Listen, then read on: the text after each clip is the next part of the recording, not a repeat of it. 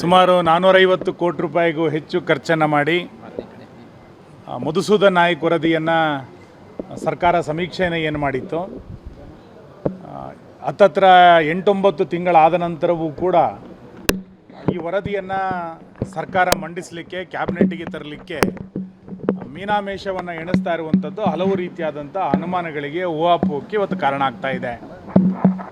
ರಾಜ್ಯದ ಜನರ ತೆರಿಗೆಯನ್ನು ದೊಡ್ಡ ಪ್ರಮಾಣದಲ್ಲಿ ಬಳಸಿ 450 ಕೋಟಿ ರೂಪಾಯಿಯನ್ನು ಈ ಒಂದು ಸಮೀಕ್ಷೆಗೆ ಸರ್ಕಾರ ಬಳಸ್ಕೊಂಡಿದ್ರೂ ಕೂಡ ಯಾಕೆ ಈ ವರದಿಯನ್ನು ಸರ್ಕಾರ ಮಂಡಿಸಲಿಕ್ಕೆ ಹಿಂದೇಟಾಗ್ತಾ ಇದೆ?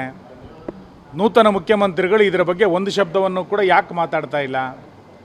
ಅವರಿಗೆ ಹಿಂದುಳಿದ ವರ್ಗದ ಬಗ್ಗೆ ಅಥವಾ ರಾಜ್ಯದ ಹಿಂದುಳಿದ ವರ್ಗದ ಕುರಿತಂತೆ ಆರ್ಥಿಕ ಶೈಕ್ಷಣಿಕ ಸಮೀಕ್ಷೆಗಳು ಏನಾಗಿತ್ತು ಇದನ್ನು ತಿಳಿದುಕೊಳ್ಳುವಂಥ ಆಸಕ್ತಿ ಮಾನ್ಯ ಮುಖ್ಯಮಂತ್ರಿಗಳು ಇಲ್ವಾ? ಈ ಎಲ್ಲ ರೀತಿಯಾದಂಥ ಅನುಮಾನಗಳು ಭಾಳ ದೊಡ್ಡ ಪ್ರಮಾಣದಲ್ಲಿ ದಟ್ಟವಾಗಿ ಕಂಡು ಬರ್ತಾ ಇದೆ. ಹಾಗಾಗಿ ಇವತ್ತು ದೊಡ್ಡ ಪ್ರಮಾಣದಲ್ಲಿ ನಾವೆಲ್ಲರೂ ಕೂಡ ಆಗ್ರಹಿಸ್ತಾ ಇದ್ದೇವೆ, ಸರ್ಕಾರ ತಕ್ಷಣ ಈ ವರದಿಯನ್ನು ಬಿಡುಗಡೆ ಮಾಡಬೇಕು, ವಿಧಾನಸಭೆಯಲ್ಲಿ ಮಂಡಿಸಬೇಕು, ಸಾರ್ವಜನಿಕ ಚರ್ಚೆಗೆ ಇದನ್ನು ಬಿಡೋದ್ರ ಮುಖಾಂತರ ಸರ್ಕಾರದ ಕಾರ್ಯಕ್ರಮಗಳು ಇದರ ಅಂಕಿಅಂಶಗಳ ಆಧಾರದಲ್ಲೇ ನಡಿಬೇಕು. ಅಂಕಿಅಂಶಗಳೇ ಸರಿಯಾಗಿಲ್ಲದಲೇ ಸರ್ಕಾರದ ಯಾವ ಕಾರ್ಯಕ್ರಮಗಳು ಕೂಡ ನಡೀಲಿಕ್ಕೆ ಸಾಧ್ಯ ಇಲ್ಲ. ಹಾಗಾಗಿ ಮಧುಸೂದನ್ ನಾಯ್ಕ್ ವರದಿಯನ್ನು ಜಾರಿಗೆ ತರಲಿಕ್ಕೆ ಯಾಕೆ ಹಿಂದೇಟಾಗ್ತಾ ಇದೆ ಅನ್ನುವಂಥ ಅನುಮಾನಗಳನ್ನು ಸರ್ಕಾರ ನಿವಾರಿಸಬೇಕು ಅನ್ನುವಂಥ ಆಗ್ರಹವನ್ನು ನಾನು ಮಾಡ್ತೇನೆ.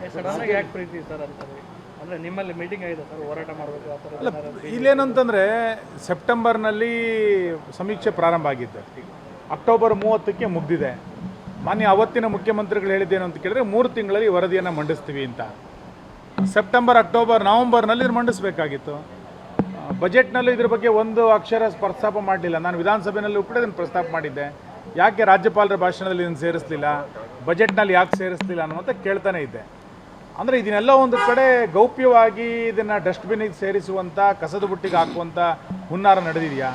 ನಮ್ದು ಇವತ್ತಿಂದ ಆಗ್ರಹ ಇಲ್ಲ. ಇದು ಕಳೆದ ಜನವರಿನಲ್ಲಿ ನಡೆದಂಥ ರಾಜ್ಯಪಾಲರ ಭಾಷಣದ ಅಧಿವೇಶನ ಸಂದರ್ಭದಲ್ಲೂ ಕೂಡ ನಾನು ಉಲ್ಲೇಖ ಮಾಡಿದ್ದೆ, ಮಾರ್ಚಲ್ಲಿ ನಡೆದಂಥ ಬಜೆಟ್ ಅಧಿವೇಶನದಲ್ಲೂ ಕೂಡ ಉಲ್ಲೇಖ ಮಾಡಿದೆ, ಯಾಕೆ ಒಂದು ಅಕ್ಷರನೂ ಸೇರಿಸಿಲ್ಲ ಅಂತ. ಈಗ ಜುಲೈ ಬಂದಿದೆ, ಜುಲೈ ಬಂದರೂ ಕೂಡ ಇದನ್ನು ಮಂಡಿಸ್ಲಿಕ್ಕೆ ಯಾಕೆ ಸರ್ಕಾರ ಹಿಂದೇಟಾಗ್ತಾ ಇದೆ? ಇದರ ಹಿಂದೆ ಏನು ಷಡ್ಯಂತ್ರ ನಡೆದಿದೆ? ಇದನ್ನು ಸರ್ಕಾರ ಸ್ಪಷ್ಟಪಡಿಸಬೇಕು.